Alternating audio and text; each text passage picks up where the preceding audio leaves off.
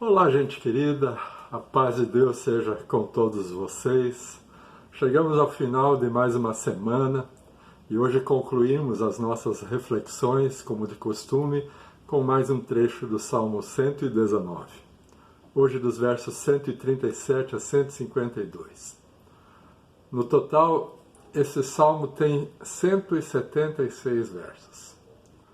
É totalmente centrado em exaltar, louvar e glorificar ao nome do Senhor, seus preceitos, suas leis, seus mandamentos, como fonte de vida, segurança, justiça e verdade.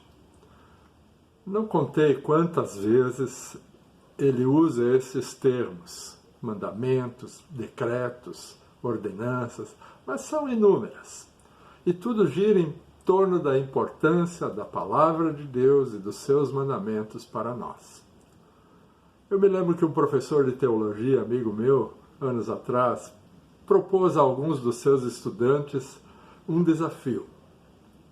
Aquele que decorasse o Salmo 119 receberia uma Bíblia de estudos muito valiosa, mas teria que decorar todo este capítulo, do início ao fim.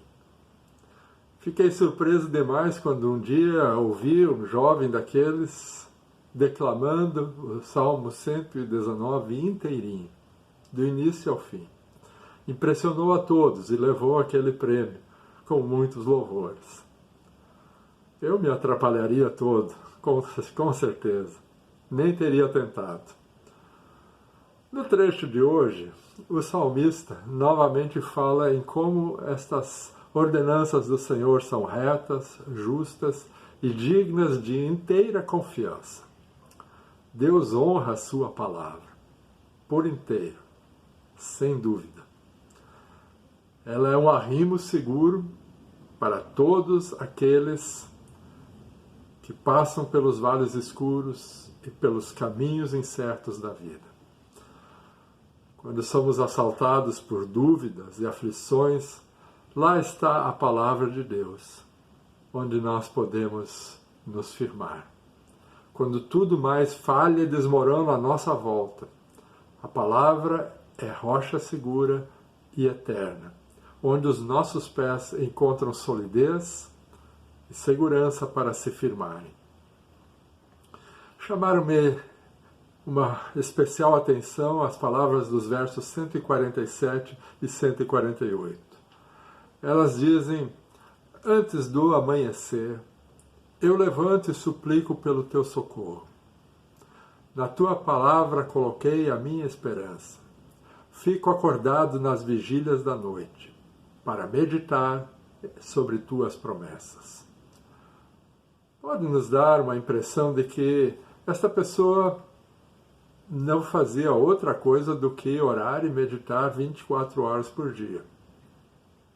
A mesma impressão que podemos ter com as palavras de 1 Tessalonicenses 5,17 que dizem: orai sem cessar.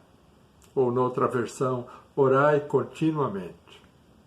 Afinal, se eu orar sem parar, ou meditar e orar de manhã, de tarde, de noite adentro, eu não faço mais outra coisa.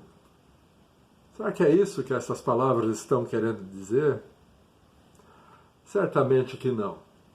Afinal, quando eu iria então exercer a minha profissão ou minhas tarefas domésticas? Quando eu iria estudar, ter o meu lazer ou a minha vida social? Se fosse assim, todos os cristãos deveriam ingressar em mosteiros e viver na clausura. É verdade que ao longo dos séculos alguns fizeram isso. Se trancaram em conventos longe das pessoas e do convívio da sociedade. Mas será que era esta a vontade de Deus? Talvez como uma exceção para alguém, mas jamais como a regra. Em sua longa oração de despedida, registrada em João capítulo 17, Jesus ora pelos seus discípulos, dizendo ao Pai: eu não peço que os tires do mundo, mas que os guardes do mal, que os livres do maligno. Afinal, se não estiverem no mundo como sal da terra e luz deste mundo, que serventia teriam? Quem anunciará as boas novas do reino de Deus se não estivermos lá? Quem mostrará o caminho para ele? Todos devemos estar muito dentro deste mundo, envolvidos com ele, sem, no entanto, é claro, sermos dele, sem nos conformarmos com os seus padrões e as suas condutas, sem nos igualarmos aos seus modelos e pressupostos. Conformados devemos estar, é certo, com os valores do reino de Deus, um reino de paz, justiça e amor, um reino de compaixão e bondade, que supera as diferenças e as transitoriedades desta vida, trazendo em seu núcleo a esperança por um novo amanhã. Eu ouço muitos cristãos dizerem: temos que pôr o reino de Deus em primeiro lugar. Isso é verdade. Mas o que significa? No que estão pensando quando dizem Deus em primeiro? Depois a família, depois o trabalho, os amigos, o lazer e as outras coisas. Como podemos medir isso? Será que isso pode ser mensurado pelo número de horas gasto em cada uma dessas dimensões? Se trabalho 8, 10, 12 horas por dia, então certamente meu trabalho estaria em primeiro lugar. Parece que é evidente que não podemos ver as coisas desta forma.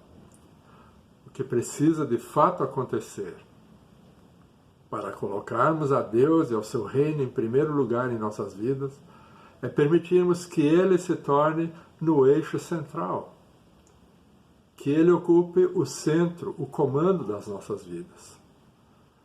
Quando assim for, todas as outras coisas gravitarão em torno deste eixo. Cada uma ocupará o lugar que lhe é devido. Quando Deus for o meu universo, vou sempre procurar agir e fazer tudo conforme Ele quiser. Se estou sendo gentil, compassivo, mesmo no trabalho, Ele estará em primeiro lugar. Quando estou orando, enquanto eu corro na rua, Ele está em primeiro lugar. Quando estou me divertindo, cuidando de mim, quando cuido dos outros, seu reino estará em primeiro lugar. Percebem? Tudo o que eu faço e sou deve representar a minha identidade como filho de Deus. Sou seu embaixador neste mundo.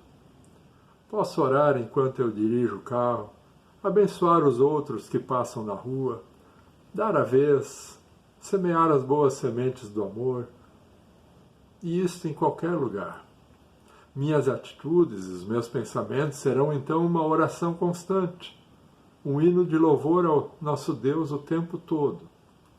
E ao buscar desta forma o reino de Deus e a sua justiça, em primeiro lugar, tudo mais que eu fizer será cheio da luz e da glória do Senhor. Que Deus nos conduza para termos esse tipo de entendimento e vivermos em sua graça. Desejo a todos um bom e abençoado domingo e não esqueçam de amanhã de manhã às 10 horas se conectarem via Facebook, a página da São Mateus, para participarmos juntos do nosso culto online. Um bom domingo.